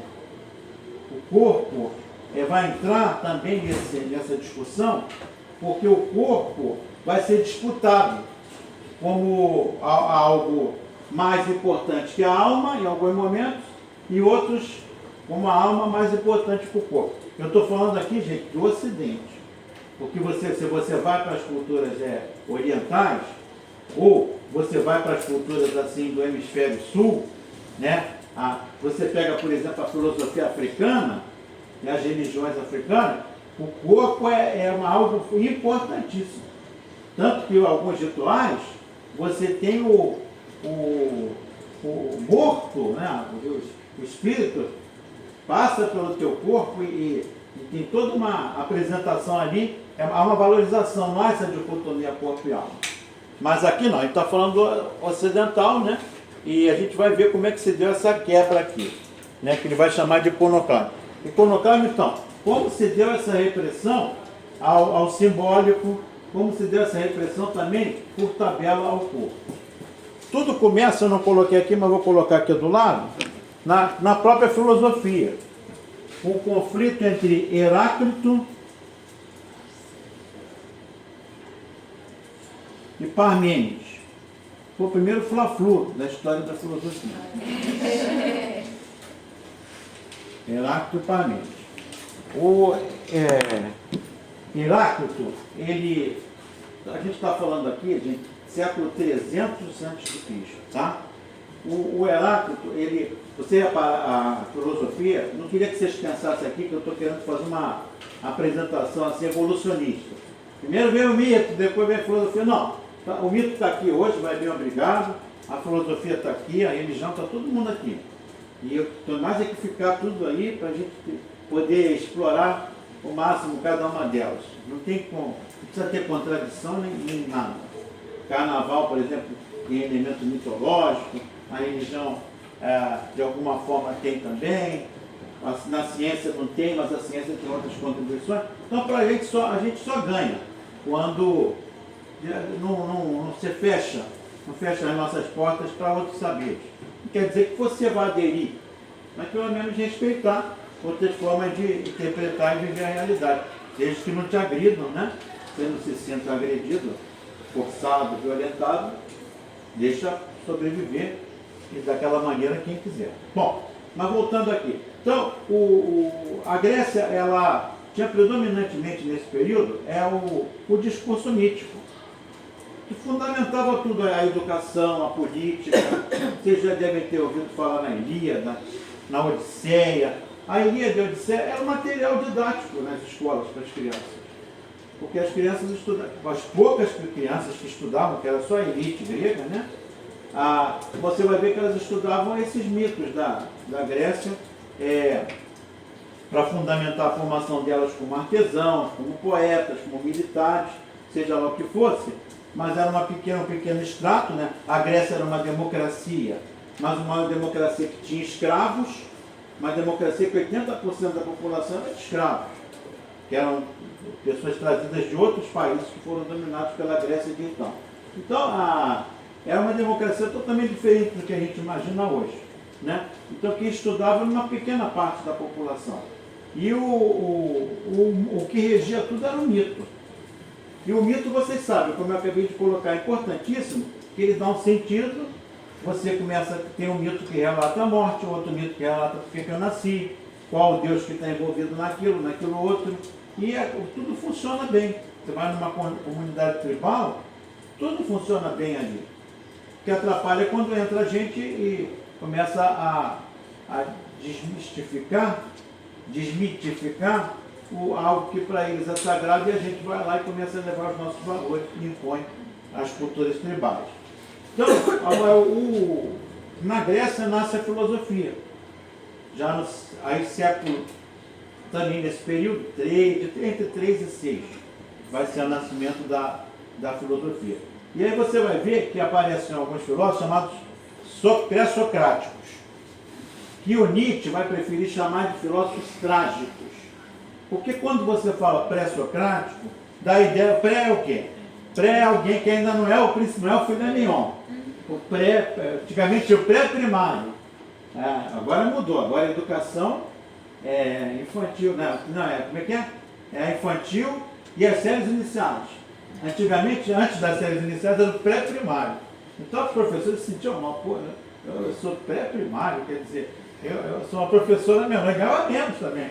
Então, é um absurdo. Quando mudaram muito bem. Então, o Nietzsche vai dizer, não gosto de chamar de pré-socrático, eles são filósofos trágicos. Por que trágicos? Porque eles são a primeira geração que rompeu com o mito.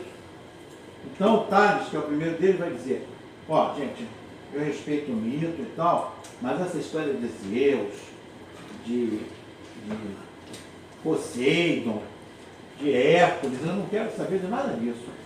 Sabe? Isso aí para mim vocês podem continuar, mas isso aí não me responde nada. Sabe? Não acrescenta nada para a minha vida. Eu quero buscar a origem das coisas a partir da natureza. Então dá licença.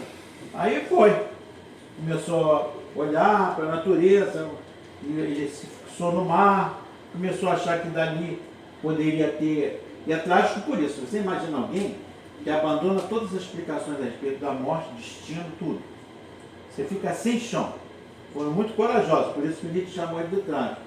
Então, o Tales vai chegar, depois de estudar muito, ele vai chegar à conclusão que tudo que ele viu, no fundo, dependia da água. E ele vai dizer, tudo vem da água. A água é arquê. A água é a base principal de tudo. Quando a coisa seca é porque está morrendo. pode ser um bicho, pode ser uma planta, pode ser a gente. Tá? Sem a água não tem a natureza, não tem nada. E aí chegou a essa formulação. Mas vieram outros. Aí vem o outro e diz que é o fogo, outro vai dizer que é o ar, outro que é... Aliás, uma propaganda, que a maioria acho que eu não gosto, mas quem gosta, que tiver interesse em filosofia, eu tenho uma canal, que o Jonathan me ajuda ali, meu diretor, né? Ele é o chamado Filosofia Cai na Vida. Depois, quem quiser dar uma olhada ali, tem toda aula sobre todos eles. Sobre os pré-socráticos, quem quiser. Ou então, se não gostar da receita para o inimigo, ele chatear, acabar com o fim de semana dele. Bom, então, Filosofia Cai na Vida. Inclusive, a última que a gente fez foi um módulo só sobre mulheres na filosofia, as filósofas gregas, então tem gosto para todo mundo. Agora, então, voltando aqui, não precisa dar like não, tá? É só... Não é cata-níquel não, tá, João? Não é cata-níquel não. Mas só para quem quiser ver. Então, claro, se der o like, tudo bem. Se quiser compartilhar o vídeo. Isso, nem falei. Se inscreva no canal. Estou parecendo aqueles youtubers, né? Estou com Estou essa bola, tá um cafezinho só. Bom, mas voltando aqui. Então, vai aparecer um outro que é o ar, a outro vai dizer a terra, o fogo, o ar, a água, o ar. Cada um vai dizer uma coisa, mas há uma mudança de registro quando entra o Heráclito Parmênides. Porque o Heráclito vai dizer, ó, é um absurdo a gente ficar preocupado. Ele falou, o mito tem seu valor, e acho que eu também sou filósofo, estou aqui junto com vocês. Eles conversavam entre eles, quem conviveu, né, um período próximo. E olha, vocês estão perdendo tempo dizendo que matéria é com a água, é o fogo. No fundo e se tiver mais elementos do que esse? Isso foi tudo uma mistura de elementos. Então, ele vai dizer, isso aí não importa. Se é para dizer alguma coisa, acho que houve uma explosão inicial. Eu diria que houve uma explosão inicial, agora o resto eu não sei. O que eu posso, toda aqui, dá vontade. O que eu posso dizer a respeito da origem das coisas? Para falar da origem, eu tenho que saber o que está acontecendo agora. Senão não tem sentido. Eu sei o que está acontecendo aqui agora. E aí ele começa a se perguntar e ele percebe que a única coisa que ele tem como fixo, quer dizer, fixo não, como palpável para ele dizer, isso eu estou vendo o que está acontecendo, é a mudança.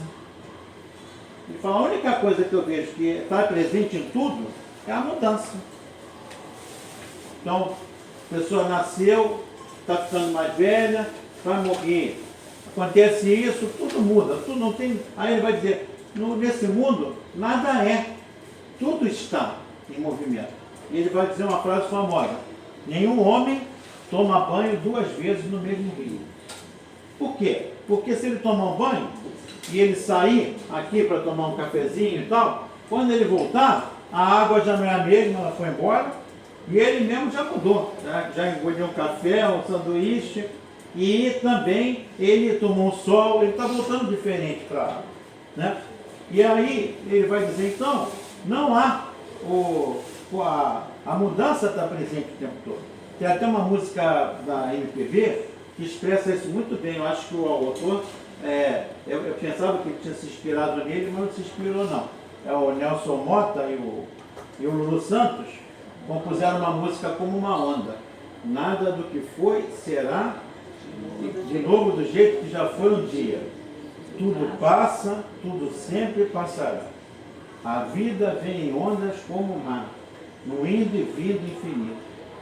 Tudo que se vê não é igual ao que a gente viu há um segundo. Não adianta fugir nem fingir para si mesmo. Agora, há tanta vida lá fora, aqui mesmo, sempre como uma onda no mar. Aí, numa entrevista, o Lulu Santos disse, eu compus essa música com o Nelson Mota, mas nem sabia quem era lá. Eu pensei no Zen budismo, tudo bem. Mas ele, de alguma forma, captou essa ideia. Então, o Heráclito tinha um discípulo, que era bem radical, chamado Cráton. E ele disse, era folgado, ele falou, mestre, na verdade a gente não toma nenhum banho. Que é isso, rapaz? O senhor não disse que eu estou em movimento? E o senhor também? A água também? Tá. Então, eu vou para a água. Quando eu entro na água, eu não entro. Eu estou roçando nela, porque ela está indo embora e eu também. Então eu roço na água, só isso.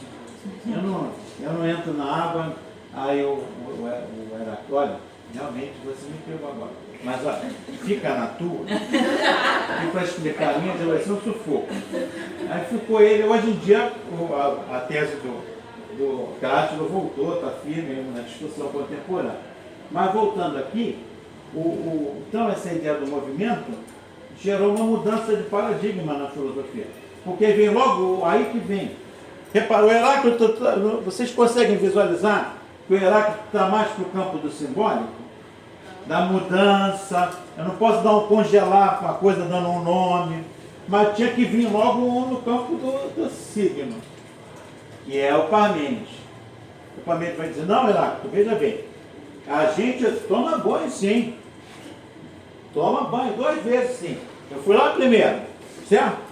Tomei um banho no rio, nadei, aí voltei e fiz um lanche. Ah, eu estou voltando diferente, estou, mas repara uma coisa, eu vou tomar banho aonde? No rio, na água. Meu nome é Parmênides. Então ficou alguma coisa. Ficou o conceito. E se eles tivessem chegado a um acordo, tudo bem. Então tem conceito e tem mudança. Mas não, ficaram se batendo, aí criaram 2 correntes que começaram a caminhar paralelamente na filosofia. E que vai gerar isso, um movimento mais conceitual, racional, que tenta explicar as coisas dentro de uma lógica, e o outro que é mais poético, mais, dá para ver direitinho a árvore genealógica. Aqui no lado do Heráclito está o Nietzsche, está o Spinoza, está o Sartre, está a Simone de Beauvoir, todos aqueles filósofos são mais soltos, livres, bicho grilo, e aqui aqueles filósofos mais formaisinhos, e tal. Aqui está o Marx, está o Aristóteles, está o Platão, está o Descartes. Descartes puxa a fila. Então, você vai ver que tem aqueles filósofos mais ripongos que seguem o Heráclito. E tem os filósofos mais formais que são o da linha do Parmênides. E aí o Dirham vai dizer, quem ganhou a batalha no Ocidente foi o Parmênides. Porque se tornou um pensamento hegemônico. Por quê? Porque ele vai influenciar muito, sabe quem? O Platão. E o Platão, vocês devem ter estudado, com certeza, com o Bernardo e com o André, que o Platão estabelece, ele tenta fazer uma junção do Heráclito com o Parmênides. E aí o que ele faz? Ele vai dizer, não, Heráclito serve para as coisas do mundo aqui, material.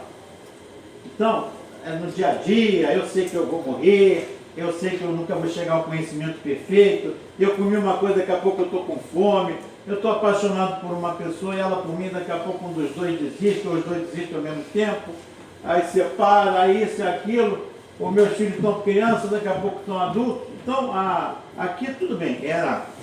Mas, tem um lugar, mas assim, se a gente olhar para cá, você não tem certeza de nada.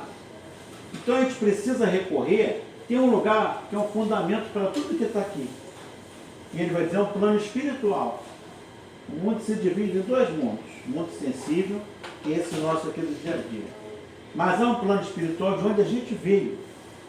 Nós já estivemos lá, a gente está contando para cima, porque ele mesmo falava que é um plano superior. Então ele vai dizer, olha, nós viemos de um plano espiritual. Lá a gente já conheceu tudo. Lá não precisa de filosofia, não precisa de nada. A verdade está lá. Agora, quando a gente nasce, é como se o corpo da gente fosse uma roupa que a gente veste. Lá no mundo das igrejas nós somos espíritos. Quando a gente nasce, é como se a gente encarnasse no corpo e a gente vem, a gente esquece de tudo. E a gente vai viver uma vida aqui para purificar a nossa alma e também para a gente crescer intelectualmente. Então, porque a alma já está no máximo, mas você tem que resgatar agora o teu corpo. Então, toda vez que eu falo isso, não sei como é que ninguém falou nada, alguém diz, parece espiritismo. Parece Allan Kardec. Não, o Allan Kardec é que conheceu o Platão. Allan Kardec usou muito Platão para criar a teoria do espiritismo. O Hilbert, então, ele queria dois planos, um plano espiritual e um plano... esse plano, gente, vai ser a base para todas as religiões. Céu, inferno, plano paraíso, a terra, né? E aí o Platão, São Paulo, por exemplo, conhecia Platão. E ele vai trazer muitas das ideias do Platão para o cristianismo. Entendeu? Não sei se vocês conhecem, que acho que muitos devem ser aqui evangélicos e católicos, não sei se você conhece uma passagem que São Paulo fala. Olha, estou falando com as minhas palavras. Agora, nós vemos tudo de uma maneira turva. Nós não estamos entendendo bem o que está acontecendo.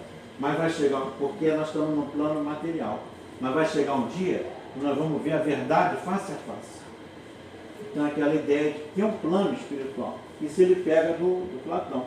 Platão, São Paulo, funde a teologia paulina, funde muito o cristianismo com o platonismo. O Hilbert, então, o que o Platão, qual vai ser o impacto disso? É que o Platão, ele vai propor que a gente, para purificar a nossa alma e o nosso corpo, a gente tem que negar ao máximo o corpo enquanto a gente estiver aqui. Então, tudo que a gente, tudo, por exemplo, aqui, as coisas que a gente conhece, ele vai chamar de opinião, doxa. Agora, quanto mais a gente abandonar o corpo, quanto mais a gente se dedicar à racionalidade, por exemplo, lá na porta da academia, que era a instituição que ele criou, estava escrito em cima, aqui só entra quem sabe geometria. Eu, por exemplo, estava fora. Eu estava fora. Então, ele queria, a matemática para ele era o supra-sumo do saber, a filosofia também, mas o corpo era uma coisa que ele vai chamar de cárcere da alma. Porque o corpo atrapalha, porque o corpo tem desejo. E o desejo me tira da concentração da sabedoria. Então, você vai ver que ele nega o corpo. Mas ele não entra ele não fala a palavra pecado. A palavra pecado não existe na Grécia. Ele quer que você negue o corpo para você ser uma pessoa ultra intelectualizada. Você deve ter tido colegas que eram meio platônicos, que não ia jogar bola, não namorava, ficava CDF, fundo de garrafa. Chegaram a conhecer alguém assim? Chegava branco, parecia uma maisena. E o colega tirava só 10, depois tirava 9,5 e chorava. Dando doentinho. Mas o caso é um exemplo que a gente pode dar de uma perspectiva platônica infantil aí. Outros pais que são doentes que pressionam o garoto. Então, aqui, ó, é uma ascese intelectual. Nega o corpo, nega as emoções, nega o brincar, nega o inventar em função de um saber rigoroso, racional, matemático. Professor Pedrão, o amor platônico vem daí? O amor platônico vem. O amor, como é que é o amor para Platão? O amor é o seguinte, repara que tudo cai na racionalidade. O amor é o seguinte, a gente começa amando uma pessoa. Puxa, minha primeira namorada, daqui a pouco eu vi a vizinha e... Olha, hoje eu não vou dar não vou te ver não, que eu vou encontrar com a outra. Aí já daqui a pouco eu estou ali. E ela também já foi para a outra. E vamos embora. E vai. O Platão vai dizer, isso ainda está no regime da carne. Ele vai dizer, o amor, ele só se consuma quando a pessoa chegar e encontrar aquela pessoa que realmente dela ele não quer sair mais, né? Aí encontrou ali um amor verdadeiro, mas existe um outro estágio que é superior. É quando tanto ele quanto ela, ou ele sozinho ou ela sozinha, o amor dele, no final da vida, é pela humanidade. Por exemplo, ele não vai dizer jamais, tudo para os meus filhos e zero para o vizinho. Platão vai dizer, não, é aquela pessoa que ama a todos. O amor platônico, então, esse cara é um amor que vai passando. Repara que ele vai abandonando os corpos.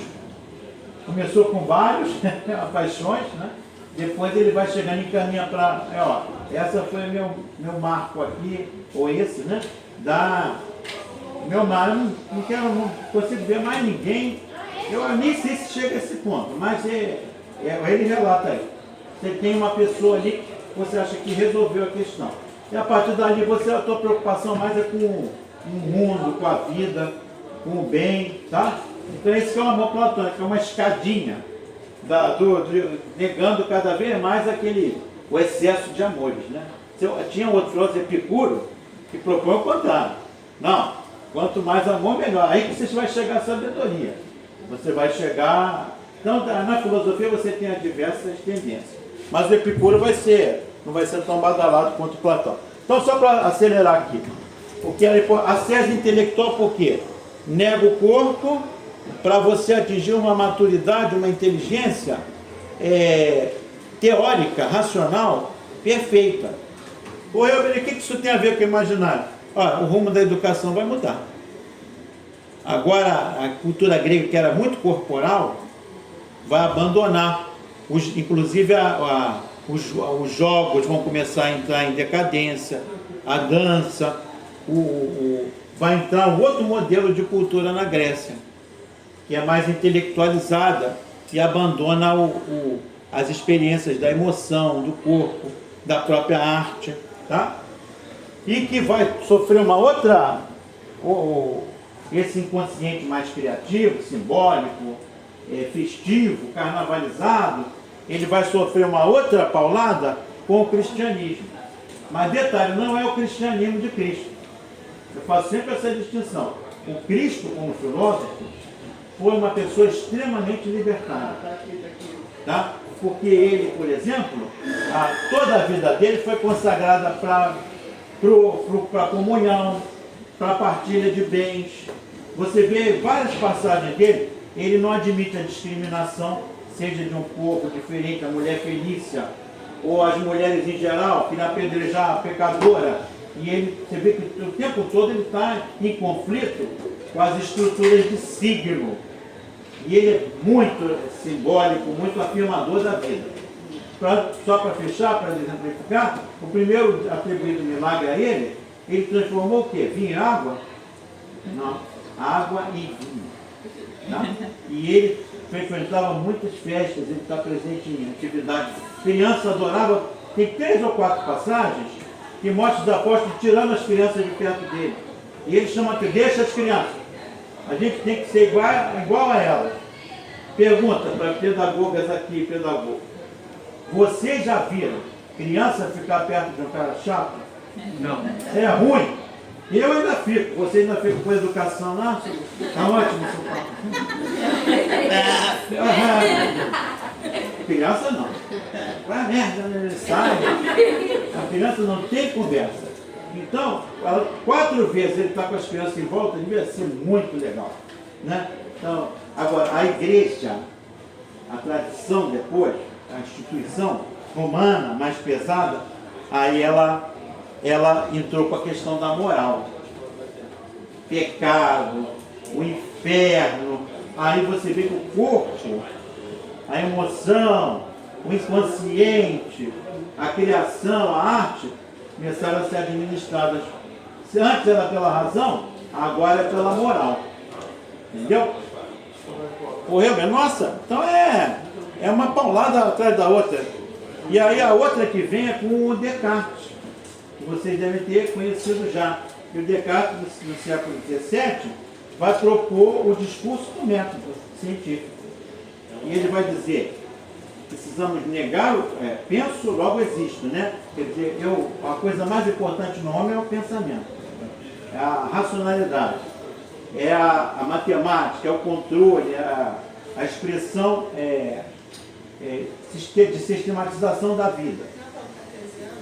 Cartesiano, vem dele, cartesiano. Então, ele vai propor o seguinte, para fazer ciência e filosofia, você tem que negar o corpo. Porque o corpo atrapalha.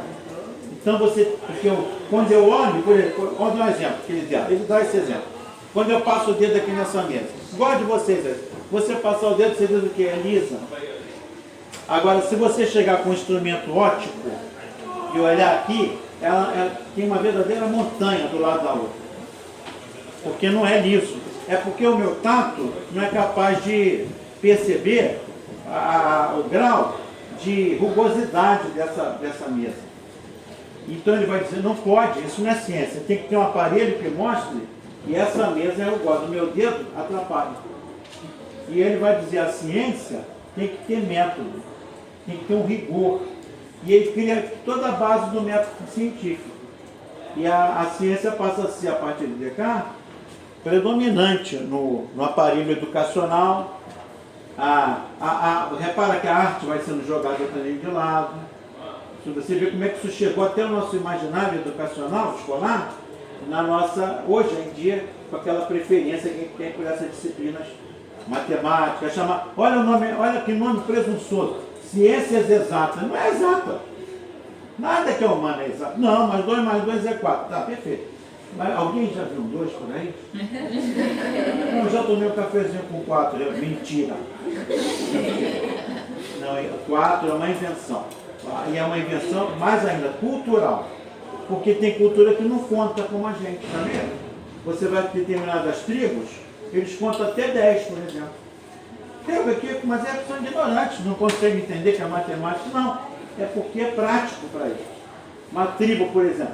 Aí chega o cara e fala assim, gente, chega correndo, esbaforido, gente, vamos embora. Tem 10 mamutes, tem 10 elefantes vindo na nossa direção aqui. Aí o cara vai falar, mas são... não, peraí, não é 10, desculpa, eu contei errado. Ele falou assim, ó, vem mais de 10 elefantes aí. Ele só conta até 10, né? Aí o pessoal, mas vem cá, são 11, 12, pô, isso é irrelevante. O negócio vai morrer. Então ele já sabe, o número pequeno, o número grande, tá bom. Entendeu? Então, o Descartes vai inaugurar esse pensamento matemático cientificista. Vai dominar o imaginário. Descartes domina o imaginário ocidental. E, por último, no século XIX, quando a gente pensa que o Descartes ia acabar o reino dele, vem o positivismo, que vocês devem ter estudado já em sociologia, com Augusto Comte, que é o cientificismo. E o Augusto Comte vai propor, ali ó, no racionalismo, é a sese metodológica, tá, no Descartes? Quer dizer, o método vai purificar você do teu corpo, que faz você errar, você não aprender bem. Todas as imagens de corpo que você tem. No positivismo, o Augusto Comte vai dizer, o saber é a ciência, o resto é lixo. Ele chega a dizer isso, gente, no século XX, ele morreu no XIX, no século XX, a ciência vai chegar a um grau de desenvolvimento que não vai ter mais religião, não vai ter mais mito, não vai ter mais filosofia, vai acabar tudo, porque a gente não vai precisar mais de nada. A ciência vai resolver todo o nosso problema. Estava o vizinho dele, 3 casas depois dele, criando o espiritismo ali. O Allan Kardec era vizinho do Comte. Então você repara como é que ele foi presunçoso e a religião se multiplicou nesse século XXI. Quer dizer, não acabou no 20, no 21 ela está... A filosofia, as outras formas de saber, mas, gente, ficou isso. E aí eu termino a nossa aula dizendo, o legado dessa perspectiva cientificista racional ficou no nosso currículo, até inclusive no nosso currículo atual, através da experiência do Brasil República. Porque quando vocês vão estudar isso em educação brasileira, já estão fazendo? A história da educação, não sei se o Zé Cláudio já deu para vocês vão ver que os primeiros ministros da educação da República eram positivistas, inclusive o Benjamin Constant, que deu o nome aqui ao Instituto. E eles criaram esse currículo excessivamente matemático, científico, que gerou um tipo de imaginário predominante. Era essa mais ou menos a tese do Girard, tá bom? O iconoclasmo ocidental foi isso. Foi certinho, viu? Acabou no tempo. Obrigado por terem ficado até o final. A gente se encontra na próxima aula. A gente vai falar do Nietzsche, tá bom?